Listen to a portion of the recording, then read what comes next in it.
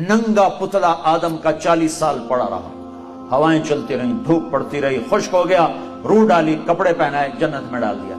अगर अल्लाह चाहता तो हवा का पुतला भी साथ बना देता, मिट्टी इकट्ठी करके गुंदवा के और पुतला बना के नंगा साथ ही डाल देता। तो नंगा पुतला तो मर्द के लिए कशिश कोई नहीं, फरिश्तों को क्या होगी। और बेपर्दगी थी कोई नहीं कि था ही कोई नहीं, बेपर्दगी किससे थी, था ही कोई नहीं। तो दोनों पुतले साथ साथ बनते, आदम का भी हव्वा का भी, दोनों नंगे होते, फिर दोनों में रूह डालता, फिर दोनों को कपड़े पहनाता, फिर दोनों को जन्नत में डालता। ना ना ना ना, एक तो इंतजार करवाया, इंतजार करवा के चीज अता फरमाई अल्लाह ने कि बड़ी चीज को एवं नहीं दिया जाता, कुछ थोड़ा सा मशक्कत में डाल के दिया जाता है। तो अल्लाह ने जिंदगी का साथी आदम को दिया, जन्नत आपे दे दी, और हव्वा का इंतजार करवाया। जन्नत का इंतजार नहीं करवाया, हव्वा का इंतजार करवाया। फिर मिट्टी नहीं इकट्ठी की, पुतला नहीं बनाया, पानी नहीं डलवाया, और उसे नंगा नहीं डाला, बल्कि आदम को सुला दिया, फरिश्तों की आंखों पे पर्दा डाल दिया। जब आदम अलैहिस्सलाम की आंख खुली है तो अपने पहलू में एक औरत को मुकम्मल लिबास में, पर्दे में पाया है। पहले दिन से औरत को इज्जत से बनाया है।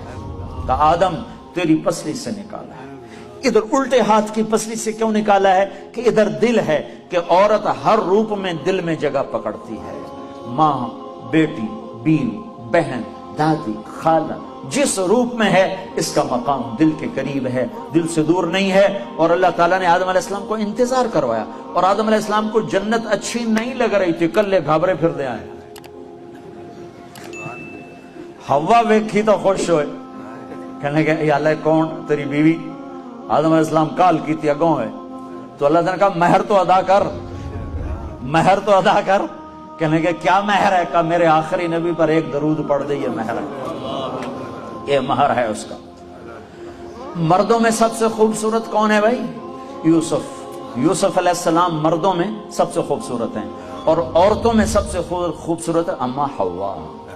हव्वा तमाम मस्तूरात जितनी पैदा होगी, जितनी पैदा हुई, उन सब में खूबसूरत तरीन औरत हजरत हव्वा है।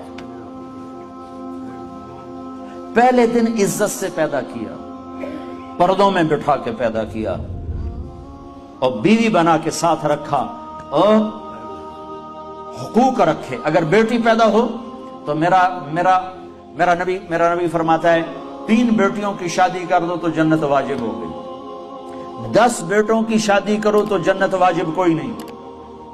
3 बेटियों की शादी करो तो जन्नत वाजिब हो गई। तो एक साहबी ने पूछा या रसूल अल्लाह 3 ना हो 2 हो? तो कहा 2 की शादी करो तो जन्नत। एक ने कहा या रसूल अल्लाह अगर 2 ना हो, 1 ही बेटी हो और आगे कोई सिलसिला भी ना हो, तो आपने कहा 1 बेटी की शादी कर दो तो जन्नत वाजिब। यही बहन बन जाती है, बेटी से बहन बनती है, भाई आता है। तो मेरे नबी ने फरमाया जिसको अल्लाह ने 2 बहनें अता फरमाई, 2 बहनें, और उन्होंने उसका हक अदा किया, हक अदा किया, हक कि भाई बहनों का हक मार जाते हैं, माँ बाप की विरासत में से बहनों को नहीं देते, नहीं देते। ये ऐसे ही हराम है जैसे शराब बेचना हराम है, जैसे सूद खाना हराम है, ऐसे ही बहनों का हक खा जाना ऐसे ही हराम है जैसे चोरी हराम है। ये बहनों का चोर है, उससे उसकी चोरी की जिसके साथ मिलके एक छाती का दूध पिया, एक थाली प्याली में खाया और पिया, एक छत तले जिसके साथ जिंदगी गुजारी, ये उसकी चोरी कर गया है। जिसने अपनी बहनों का हक मारा उसका रिज़्क हराम हो गया।